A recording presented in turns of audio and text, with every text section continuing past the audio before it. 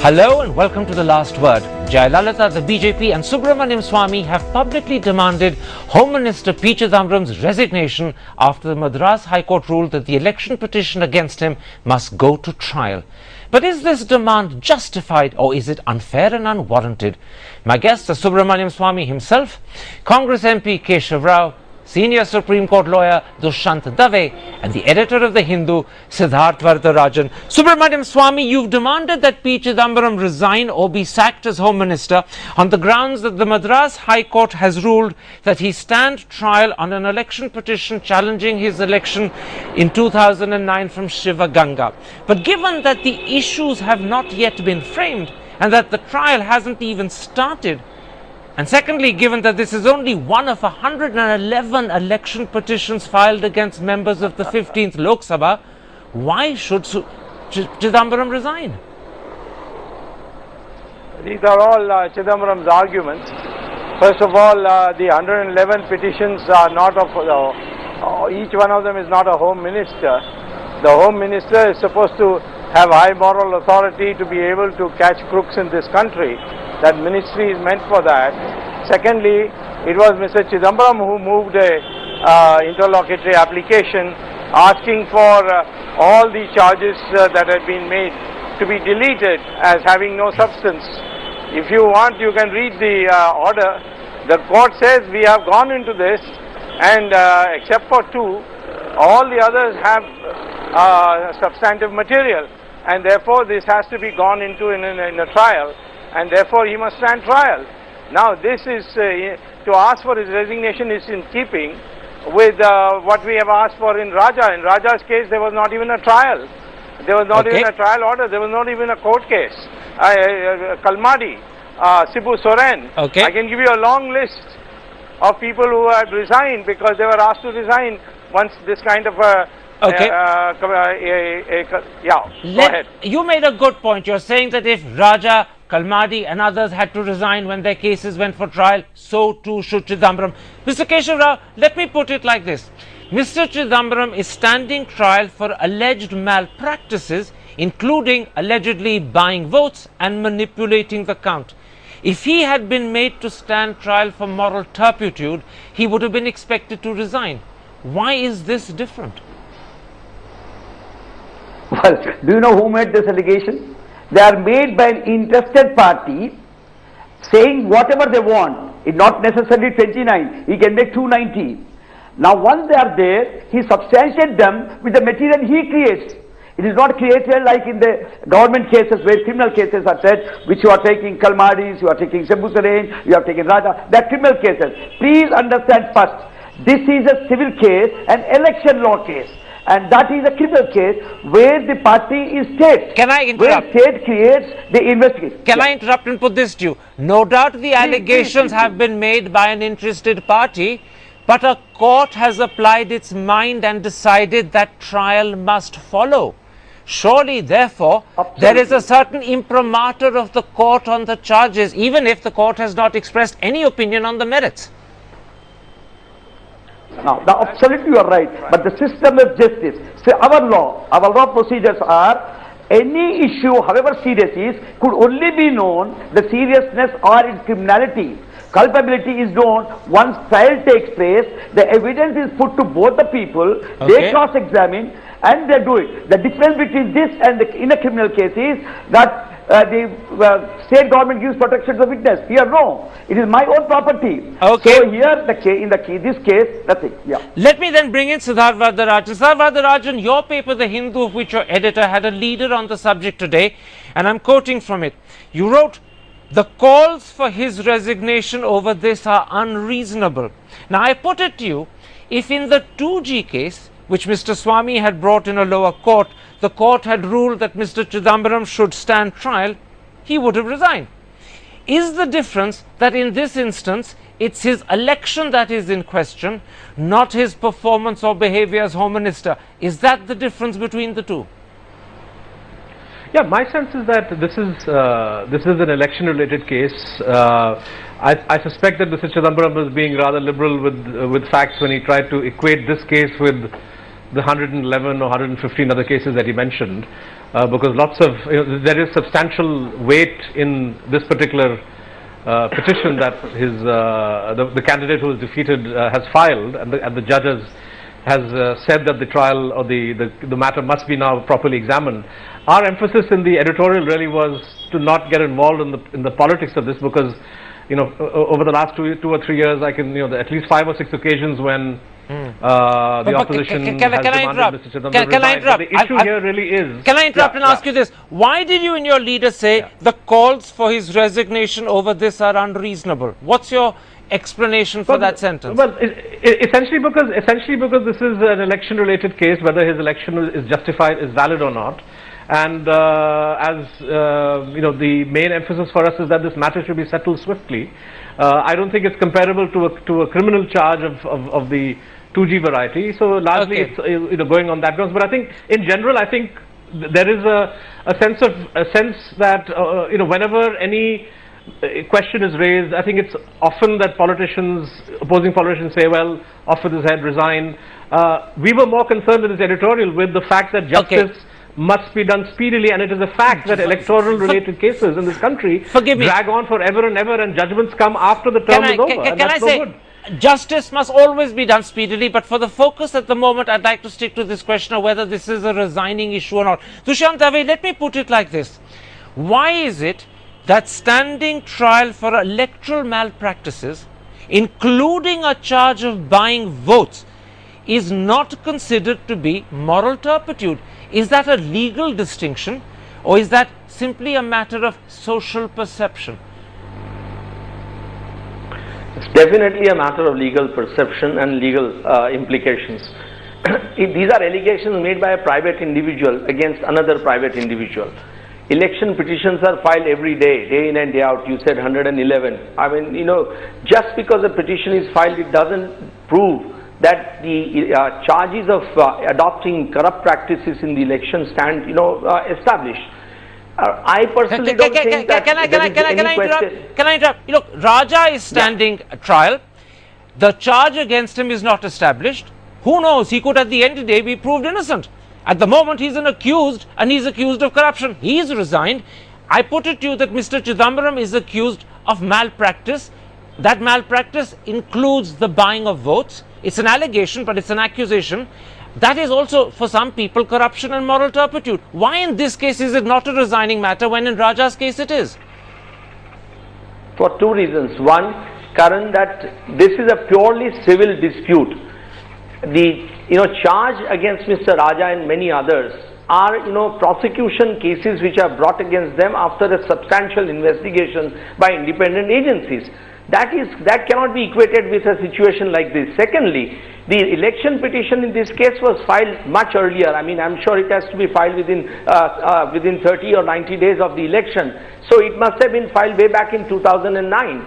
So today to ask for Mr. Chidambaram's resignation merely because the election petition is filed really is not relevant, because what the High Court has done is nothing new, because High Court has to hear and decide an election petition. Unfortunately, there is a delay. Your substantive point is not your second point, which is simply to do with timing, because at the end of the day, just because time has passed doesn't mean that your alleged criminality has diminished. But your real point is to do with the fact that there was no substantive investigation behind the charge before the charge was brought. How do you answer that, Mr. Swamy?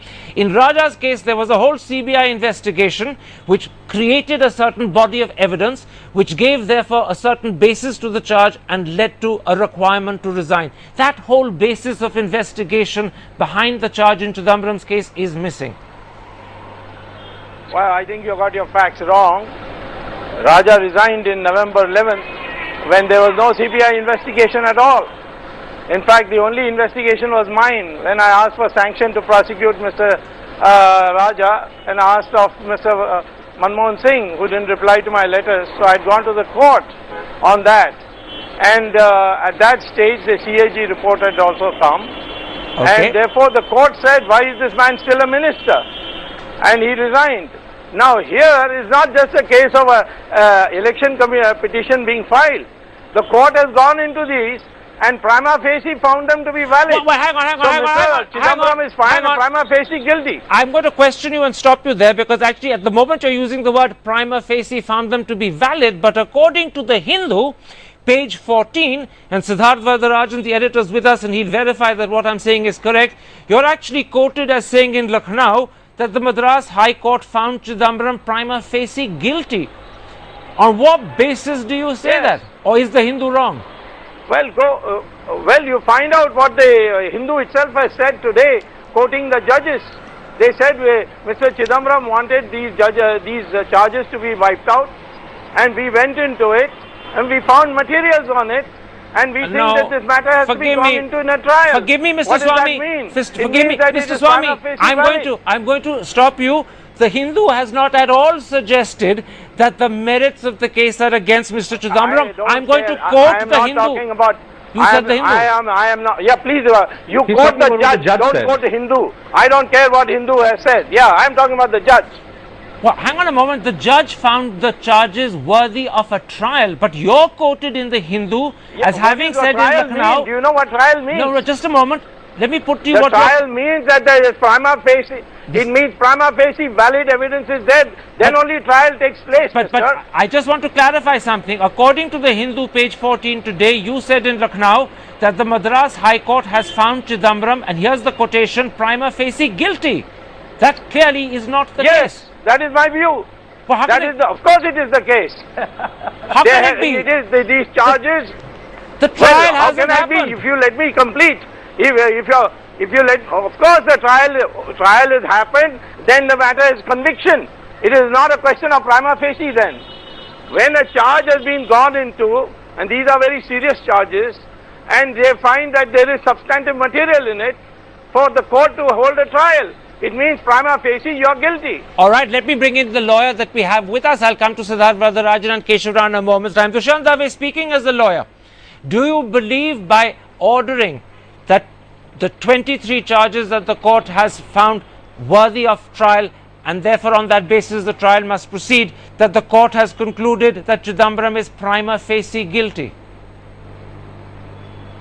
You know, there is a complete misconception here. This is not a criminal trial. This is hearing of an election petition.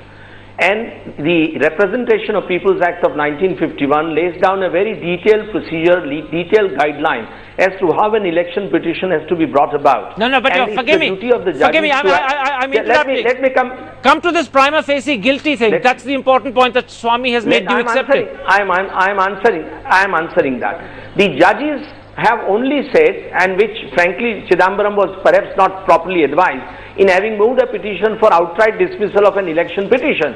What judges have said is that no, it can't be dismissed outright, it has to be heard finally, and the evidence will have to be considered.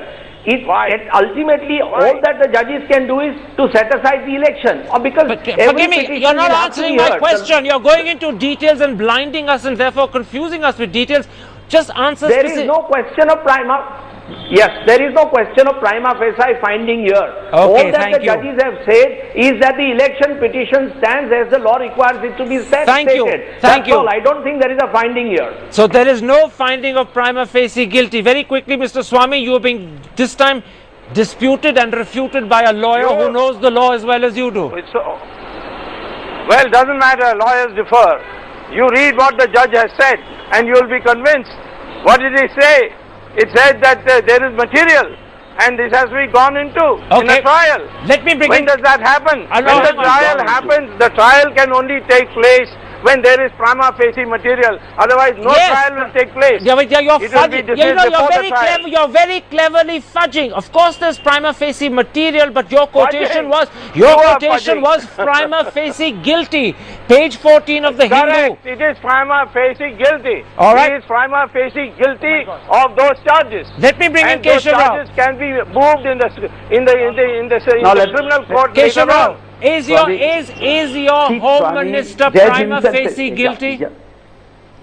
How can it? You see, prima facie, what he says is a material which has been gone into. Please underline gone into. That is trial. Once the trial is there, once you evaluate it, corroborate it with that of the allegation, then the guilt is proved. Then the pronouncement of the judgment comes. So today there is neither a trial, I'm not talking about the nor proving there of is a guilty. witnesses before it. Okay. Now it has not become so. For you to say the facts that are put is prove that guilty is wrong. Guilty can only be pronounced by the judge, not by the complainant himself. Let me So bring the it. complainant Let has given the material today. me stop you there. I want to bring in Siddharth Varadarajan. Siddharth Varadarajan, the whole dispute at the moment is over this quotation of Mr. Swami's, which is there on page 14 of your paper today. If I am correct, your paper is the only one that has it. Do you think it's possible that your reporter misheard him? Or do you think, in fact, prima facie guilty is what he said? He's defending. No, how can the reporter, how can you ask him that question? I am saying that is what I said. I was simply trying to give you a way out, Mr. Swami, nothing more. I was trying to help you. I don't need a way out from you. You are trying to help Mr. Chidambaram, not me. Siddharth Varadarajan, do you believe that a court agreeing to a trial on the basis of certain charges means that the gentleman being tried is prima facie guilty, or is that an over-reading of the matter? I mean, the court has decided that prima facie there is a case that Mr. Chidambaram has to answer, which is why the matter gets committed to trial. So the matter is going to proceed. Mr. Chidambaram spent the last 2.5 years presumably arguing the opposite, and the judge has said no. So I think Mr. Chidambaram was wrong in trying to make light of the matter yesterday when he said that this is not a setback for me, it's a setback for my opponent. But is he prima facie guilty? That's the point. This is not a phrase I use. I mean, prima facie, on the face of it, there are questions that he has to answer. Guilt or innocence presumably will be decided by the judge at the end of that process. No, and it can't be therefore presumed at this point of time.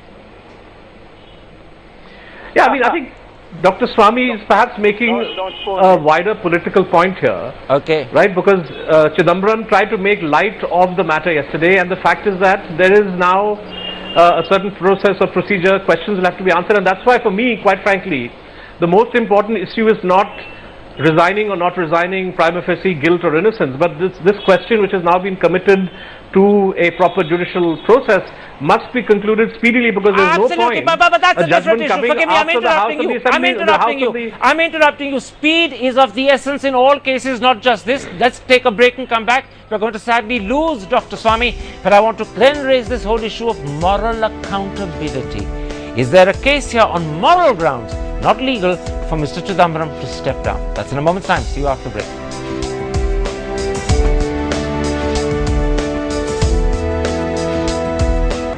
Welcome back to The Last Word. Are the opposition's demands for Mr. Chidambaram's resignation justified? Mr. Keshav Rao, the BJP has demanded Mr. Chidambaram's resignation on the grounds that he's lost moral authority. Many people would say that when a minister is accused of buying votes and manipulating the count, he has lost moral authority. What would you say to those people? No. First of all, what BJP said, let us not go, because BJP said one thing. What more evidence you want than this? What is evidence? He is talking to you about the papers. Now, the moral is saying, Dushyant was very right. Let me not dilute his argument. When he said, whatever is before the court today is an allegation supported, substantiated by the material prepared by the private individual. Because it's a private case. Okay. Now, if you prove that, automatically moral case comes. It can be moral case, it can be legal case, culpability, whatever it comes. Let after the case, after an argument, after the trial, issues are framed, judgment will come. But one word, Kapil.